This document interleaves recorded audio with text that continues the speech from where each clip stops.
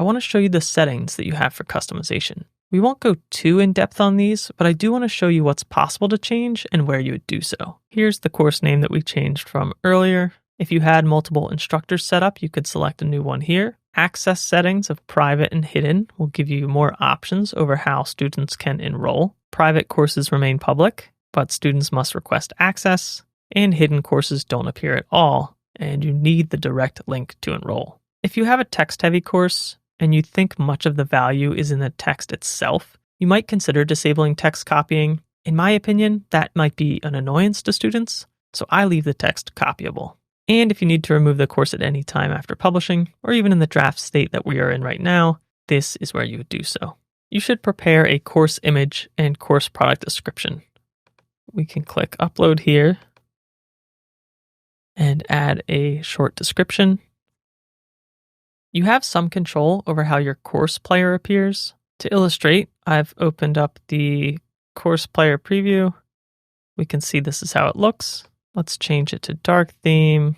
We could add a new primary color, and we could change the font if we wanted.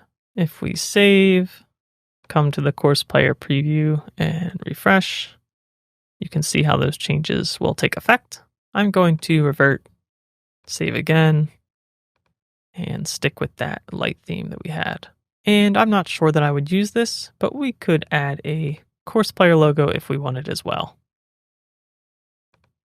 If we save, refresh our preview once more, you can see that's how the logo will show. Progress and completion are important for keeping some students engaged. You can have videos autoplay. I like to require 100% video completion, but I don't want to necessarily overwhelm my students with chapter completion messages and certificates. I'll disable this. If you did want to add a completion certificate, you can select one from this dropdown if you have one existing, or if you don't, I'll open this in a new tab and it will bring you to users and certificates in the left-hand navigation menu. So you can always get back to this screen if you need to. From here, to get back to where we were, you could select products, courses, and you could then re-edit the course that we had created.